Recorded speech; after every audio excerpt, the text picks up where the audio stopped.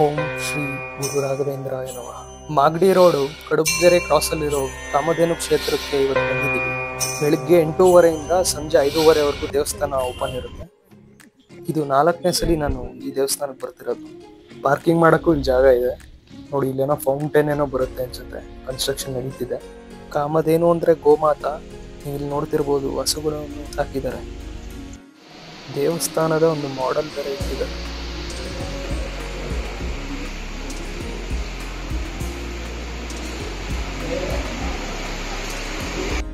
ಇಲ್ಲಿ ರಾಯರ ಮುಂದೆ ದೀಪ ಹಂಚಿದ್ರೆ ನೀವು ಅನ್ಕೊಂಡಿದ್ದ ಕೆಲಸಗಳಾಗುತ್ತೆ ಅನ್ನೋ ಒಂದು ನಂಬಿಕೆ ಇದೆ. ಸೊ ನೀವು ಟಿಕೆಟ್ ಕೌಂಟ್ರಲ್ಲಿ ಟಿಕೆಟ್ ತಗೊಂಡು ಇಲ್ಲಿ ಬರಬೇಕು. ಬನ್ನಿ ದೇವಸ್ಥಾನದ ಒಳಗಡೆ ಹೋಗೋಣ. ಇಲ್ಲಿ ಫೋನ್ ಜಾಸ್ತಿ ಯೂಸ್ ಮಾಡೋಂಗಿಲ್ಲ, ಸೊ ನಾನು ದೂರದಿಂದಾನೇ ತೆಗ್ದಿದ್ದೀನಿ. ಇಲ್ಲಿನ ವಿಶೇಷತೆ ಏನಂದ್ರೆ, ಏಕಶಿಲಾ ಸಾಲಿಗ್ರಾಮದಲ್ಲಿ ಮೂವರ ಸ್ವಾಮಿ, ಆಂಜನೇಯ ಸ್ವಾಮಿ ಮತ್ತೆ ರಾಘವೇಂದ್ರ ಸ್ವಾಮಿ 3 ಜನನೂ ನೆಲೆಸಿದ್ದಾರೆ. ಇಲ್ಲಿನ ಮತ್ತೊಂದು ವಿಶೇಷ ಏನಂದ್ರೆ, ರಾಘವೇಂದ್ರ ನಾಮಲಿಖಿತ ಮಹಾಯಜ್ಞ ಬೃಂದಾವನ ಇದೆ. ಅದರಲ್ಲಿ 108 ಕೋಟಿ ರಾಘವೇಂದ್ರ ನಾಮಲಿಖಿತ ಪುಸ್ತಕಗಳಿವೆ. ಇದನ್ನ ಮೃತಿಕಾ ಬೃಂದಾವನ ಅಂತಾನೂ ಕರೀತಾರೆ. ಶ್ರೀವಳ್ಳಿ ಮತ್ತು ಶ್ರೀ ಕಲ್ಪವಳ್ಳಿ ಅಮ್ಮನವರ ಸನ್ನಿಧಿ ಕೂಡ ಇದೆ.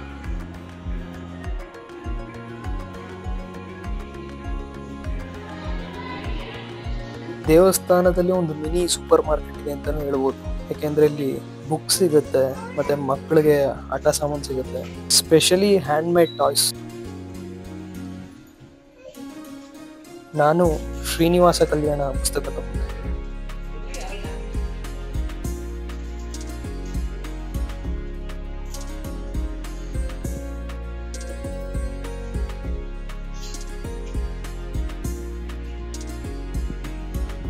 ಬರೀ ಬುಕ್ಸ್ ಅಷ್ಟೇ ಅಲ್ಲ, ದೇವರ ಫೋಟೋಗಳು ಮತ್ತೆ ದೇವರ ಐಡಲ್ಗಳು, ಗಿಫ್ಟ್ ಐಟಮ್ಸ್ ಪ್ರತಿಯೊಂದು ಇಲ್ಲಿ ಸಿಗುತ್ತೆ.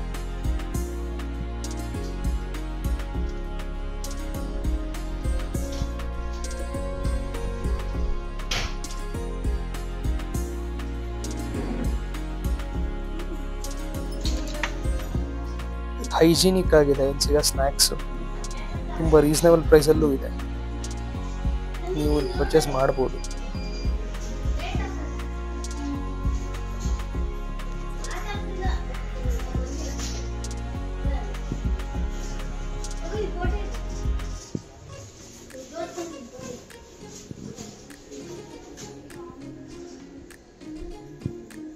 ಪ್ರತಿ ಸಲ ಈ ದೇವಸ್ಥಾನಕ್ಕೆ ಹೋದಾಗಲೂ ನನಗೆ ಮಂತ್ರಾಲಯದ ಅನುಭವನೇ ಸಿಗುತ್ತೆ.